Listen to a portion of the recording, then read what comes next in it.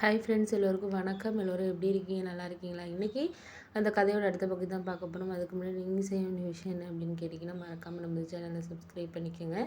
கீழே இருக்க பெல் பட்டனையும் கிளிக் பண்ணுங்கள். அப்போ தான் நான் போடுற வீடியோஸ் எல்லாமே உடனுக்குடனே உங்களுக்கு நோட்டிஃபிகேஷன்ஸ் வரும். ஸோ மறக்காமல் சேனலை சப்ஸ்கிரைப் பண்ணிவிட்டு வீடியோ பாருங்கள் ஃப்ரெண்ட்ஸ். வாங்க நம்ம கதைக்குள்ளே போகலாம். அதுக்கப்புறம் அந்த அண்ணக்கிட்ட நான் ஃபீல் பண்ணி சொன்னப்போ, நீ ஒன்றும் கவலைப்படாத, ஏதோ ஃப்ரெண்டு பேச்சை கேட்டு ஏதோ உனக்கு மனசு கவலைப்பட்டு இது பண்ணியிருக்குப்பா. எனக்கு தெரியுது உன் சூழ்நிலை எல்லாமே எனக்கு தெரியாமல் கிடையாது.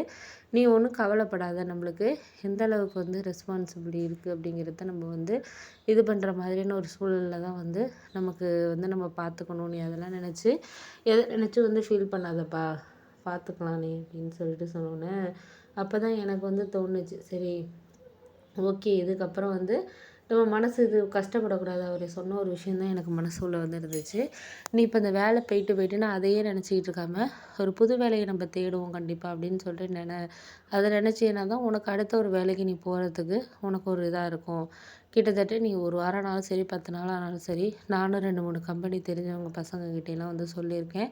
உன்னை பற்றி சொல்லியிருக்கேன். அவங்களும் நாளைக்கு போய் பாரு, நாளைக்கு காலைல ஒரு 10 மணிக்கு நான் சொல்கிற 2 கம்பெனியில் போய் பாரு, மத்தியானத்துக்கு போய் அந்த கம்பெனியை முடிச்சுட்டு மத்தியானத்துக்கு ஒரு கம்பெனியில் பாரு, 2 பசங்க எனக்கு தெரிஞ்ச பசங்க சொல்லியிருக்காங்க வர சொல்லி, நீ போய் பாரு, உனக்கு எக்ஸ்பீரியன்ஸ் அந்த ஃபீல்டில் இருக்கிறதுனால கண்டிப்பாக எடுத்துக்கோங்க. ஆனால் சேலரியை பற்றி 25,000 முன்னாடி வாங்கினியா, இப்போ அதே சம்பளத்தை எதிர்பார்க்க முடியாது. ஒரு 2,000 3,000 கம்மியாக இருந்தாலும் ஒரு 20,000 இருந்தாலும் நீ அதில் ஜாயின் பண்ணிவிடு.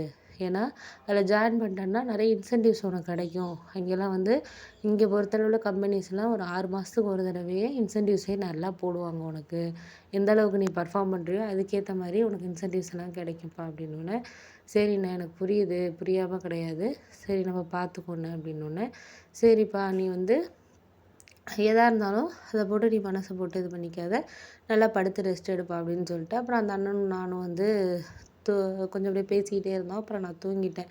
ஏன்னா மறுநாள் காலையில் கிளம்பி போகணுங்கிறதுனால. அதுக்கப்புறம் அவங்க ஆஃபீஸ்க்கு சொல்லிவிட்டு அந்த பையன் நம்பரை மட்டும் என்கிட்ட கொடுத்துட்டு, அட்ரஸ் எல்லாம் அந்த பையன்கிட்ட நீ கேட்டுக்கப்பா அப்படின்னாங்க. நான் ஒரு 8 மணிக்கு அடித்து கேட்டேன். அந்த பையனும் சொன்னார் இது மாதிரி அட்ரஸ்னோடனே, நான் இருந்த இடத்துலேருந்து ஒரு 1/2 மணி நேரம் ட்ராவல் அந்த அளவுக்கு தான் இருந்துச்சு. போனதுக்கப்புறம் இதுமாரி செல்வம் அப்படிங்கிறவங்க யார் அப்படின்னு சொல்லி போய் கேட்டோன்னே, மேனேஜர் உள்ளே இருக்காங்கன்னா, அப்புறம் என்னை அழைச்சிட்டு போனாங்க. அழைச்சிட்டு போயிட்டு இதுமாரி சிவா அண்ணா வர சொன்னார் அப்படின்னு சொல்லிட்டு சொன்னோன்னே, சரி ஓகேப்பா, ரொம்ப சந்தோஷம், ஒன்றும் பிரச்சனை கிடையாது, நம்ம பார்த்துக்கலாம், நீ ஒன்றும் கவலைப்படாத, நம்ம பார்த்துக்கலாம், எதை நினச்சி நீ மனசை போட்டு குழப்பிக்கிட்டு இருக்காத. சில விஷயங்கள் நம்மளுக்கு கொஞ்சம் இதாக தான் இருக்கும், அதை நீ எல்லாத்தையும் நம்ம இது பண்ணி தான் வரணும். அதுக்கப்புறம் அவர் கேட்டார், இது மாதிரி எதுக்காக முன்னாடி கம்பெனின்னொன்னே, இது மாதிரி இங்கே சேலரி இன்க்ரிமெண்ட்டே இல்லை சார், 5 இயர்ஸாக ஒர்க் பண்ணேன், 17,000 சம்பளத்தில் சேர்ந்தேன், 5 இயர்ஸில் அவ்வளோதான் இன்க்ரிமெண்ட்டு, அதுவுமே ரொம்ப ஓவர் டைம் இதெல்லாம் இருந்துச்சு, அதுக்கு சேலரியெல்லாம் எனக்கு கொடுக்கல, அதனால தான் சார் அப்படின்னோடனே, சரி ஓகேப்பா, உங்களுக்கு மிஷின்ஸை பற்றிலாம் நல்லா தெரிஞ்சிருக்கு, ஓரளவு எக்ஸ்பீரியன்ஸ் அந்த ஃபீல்டில் இருக்கிறதுனால ஜாயின் பண்ணுறதை பற்றி எங்களுக்கு ஒன்றும் பிரச்சனை கிடையாது, நீ ஒன்றும் அதை பற்றி யோசிச்சுட்டு இருக்காதப்பா அப்படின்னு சொல்லிட்டு நீங்கள் ஜாயின் பண்ணிக்கோங்க. ஆனால் சேல்ரி 25,000லாம் எங்களால் இங்கே ஸ்டார்டிங் இதில் கொடுக்க முடியாது. 20,000 தான் இங்கே சேல்ரி.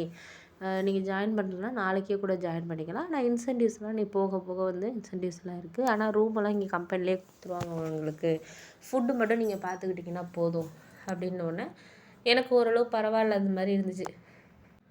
ஃபுட்டெல்லாம் நீங்கள் பார்த்துக்கிட்டா போதும்னு சொன்னோன்னே எனக்கு கொஞ்சம் சந்தோஷமாக இருந்துச்சு. பரவாயில்ல, ஃபுட்டு இதெல்லாம் நம்மளை பார்த்துக்க சொல்கிறாங்களே அப்படின்னு சொல்லிட்டு.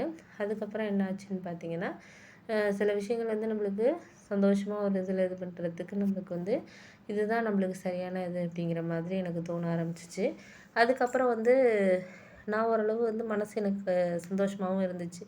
ஏன் அப்படின்னா, ஒரு வேலை நம்மளுக்கு கிடச்சிருக்கு, இன்னொரு இடத்துல போய் நம்ம இன்டர்வியூ அட்டன் பண்ணலாமா அப்படின்னு யோசிச்சப்போ, இல்லை நம்மளுக்கு கிடைச்ச வேலையை நம்ம பெஸ்ட்டாக செய்யணும், அதுவும் நல்ல கம்பெனி, கிட்டத்தட்ட 20 வருஷத்துக்கு மேலே இயங்குகிற கம்பெனி தான், அதனால நல்ல ஒரு நேம் இருக்குது. இன்சென்டிவ்ஸ்லாம் இங்கே வேலை பார்க்குற அண்ணங்கள்கிட்டயே பேசிகிட்டு இருந்தேன்.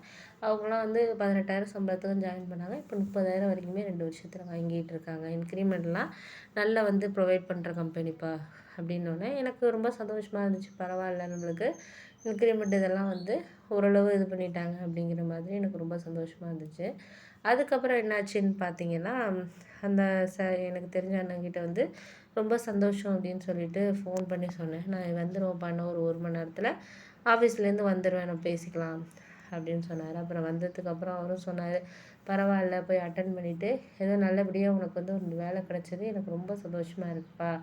ஏன்னா இத்தனை நாளில் வந்து எனக்கு இந்த அளவுக்கு ஒரு சந்தோஷங்கிறது எனக்கு வேலை கிடைச்சப்போ கூட இந்த அளவுக்கு நான் சந்தோஷப்படலை. ஏன் அப்படின்னா உனக்கு வந்து இது எவ்வளோ முக்கியம் இது அப்படிங்கிறது எனக்கு இப்போ தான் புரியுது அப்படின்னோடனே, சரி நான் ரொம்ப சந்தோஷம் எனக்கு.